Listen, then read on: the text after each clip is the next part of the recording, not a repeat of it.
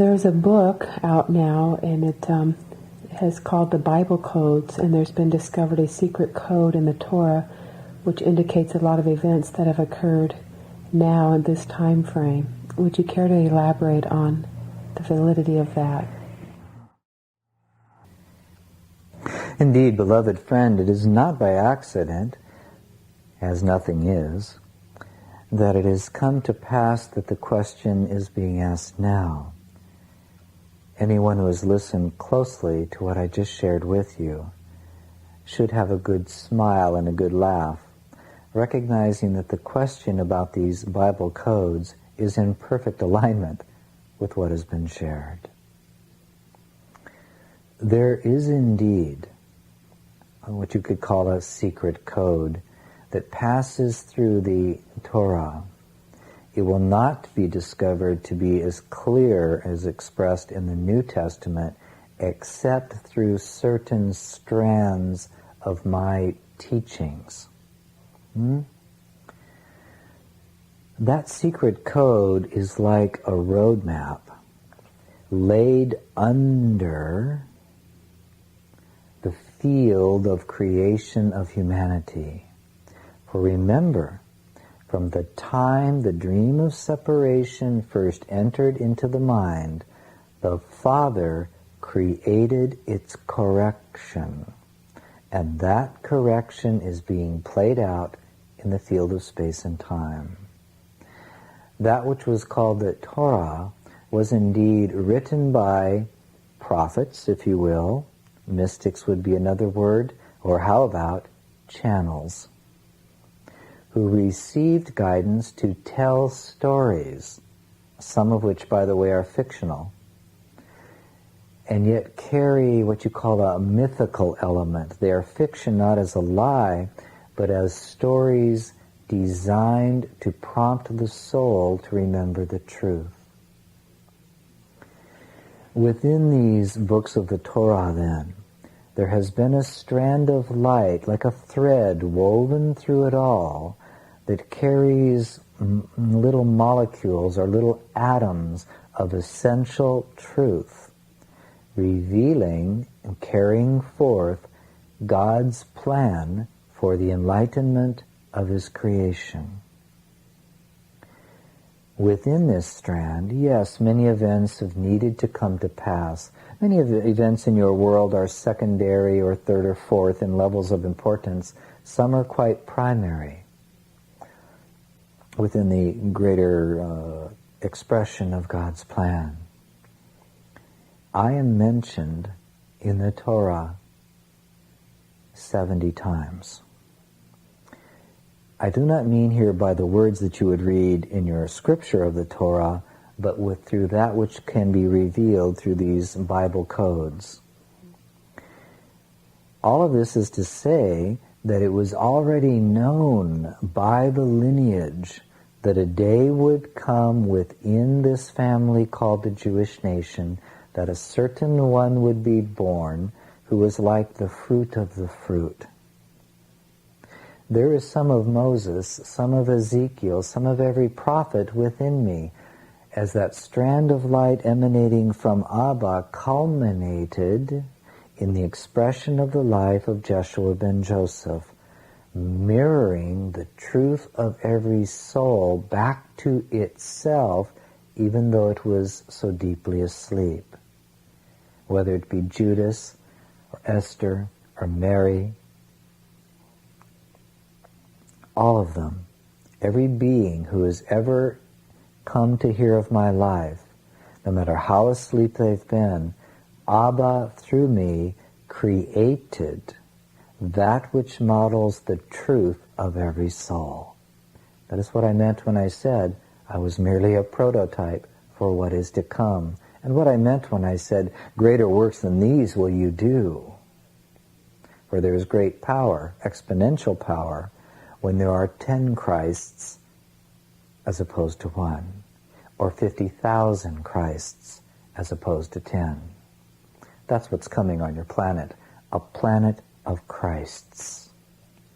And then, as they say in your language, look out. Now, therefore indeed, The code is valid. It's not by accident that it is only being unraveled now with your high technology.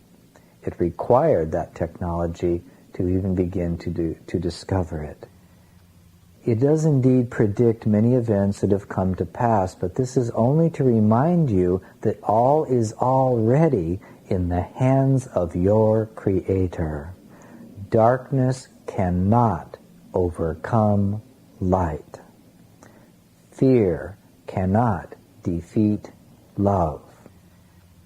Hell cannot replace heaven. The dream of separation cannot replace the reality of perfect union. The spell or illusion, what you would call as Maya, cannot come to overshadow enlightenment. There are many ways to put that duality, but it comes down to the same thing. And it's the very same thing I have been speaking to you for hours and hours and hours over these many years. There is something being enacted in the human plane. It is the awakening from illusion to reality, played out in the field of space and time, played out in the field of your own consciousness, which mirrors or recapitulates the dream that the Son of God has chosen to have. It is just a dream, and guess who wins in the end? Yes, there is a code within the Torah. It will be found eventually to extend through the teachings of mind that are yet pure and purely recorded in what is called the New Testament, but it will not be found to permeate all books of the Bible. The Torah, my teachings in the New Testament, and a little smatterings here and there elsewhere. Unfortunately, the code requires that the individuals using it be willing to ask bold questions. So far they have asked conservative questions because they are conservatively minded. But that's perfectly okay. All that matters here is that you recognize that this is simply more evidence for the truth I have shared with you many times, namely, that in the moment the dream of separation was created, the Father created the correction, and it is in place. It's already occurring, it's always been occurring, and it will not fail. Does that sufficiently answer your request? Yes. Can you explain more about the free will of children, because it often appears that they are at the mercy of their parents' choices? Remember that in the bigger picture there is only one mind, playing out the dream of separation and awakening to the reality of love. Now, in the complexity of this journey, there is that which is called karma, would be your word. There is that which is the truth, that the sins of the fathers are visited under the third and fourth generation. That is, the energetic patterns of perception are handed one mind to another until some mind begins to awaken. When you are asleep and lost in darkness, you will take hold of any hand extended to you. Why? Because your desire is to survive. The desire, by the way, to survive in the physical form is but an analog or an expression or a metaphor for the soul's desire to survive in God, to awaken to the truth of the Christ. I've said to you many times that everything is just a symbol for the spiritual journey. So therefore, when you look upon your children, all the children of this planet, of course, there is a stage in which they seem to be influenced by the psychic field of the parents, peers, teachers. This recapitulates the fall into the dream of separation and the choice of every soul to awaken. But awakening requires the embrace of humanity's shadow side or darkness. You cannot embrace what you do not first own as a part of you. Therefore, the soul takes on the shadow, takes on the cloak of the dream of separation, and then decides whether it will be a victim of that or whether it will be transfigured in spite of it and therefore overcome the world. Each soul in its particular expression has its own unique dynamics in terms of how it has fallen under the spell and how it is choosing to go about requiring or learning the lessons it desires in its way of releasing, bit by bit, fear of the extraordinary truth of its being. So, from one perspective, it looks like a child is a poor victim. That is part of a game of separation being played out. In reality, it is not possible to be a victim. It is not possible to be a victim. Nothing can come unless it is called. The experience of every child is by the sovereign power of that soul. And the lessons that it is garnering are rich and varied. This is why you cannot compare anyone's journey. What you can do is honor everyone's journey. Never look upon another and say, I'm so sorry you've had that experience. Rather, learn to ask of them, what has this taught you? How will you choose to respond to this condition? Will you choose victimhood or will you choose transfiguration? Which is to say, will you accept the power within you to heal, or will you require, through lack of forgiveness, the continuation of your belief that you are small, that you are unworthy? Which would you choose to create? I'm not saying do not be compassionate, quite to the contrary.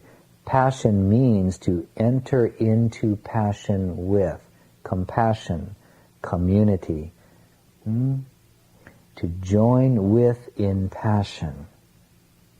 But empathy should never be sympathy. Trust in your children and the path that they choose. Indeed, learn to love them as an aspect of your own soul, and yet give them complete freedom to choose. It is extremely important. The sovereignty of the soul is sacred above all creation. Does that help you in regard to your question? Yes. You see, often when an adult looks upon the plight of a child and feels helpless or feels that this is wrong or feels anger, all they are doing is expressing a tender point that has not been healed within themselves regarding their own childhood experiences. It is an edge being revealed to them that calls for deeper healing and forgiveness in themselves. For only those that can forgive themselves, only those that have healed within themselves, can indeed be of any value in helping another to heal. I once said unto you that those who speak and work for peace but do not have peace in their own hearts accomplish nothing.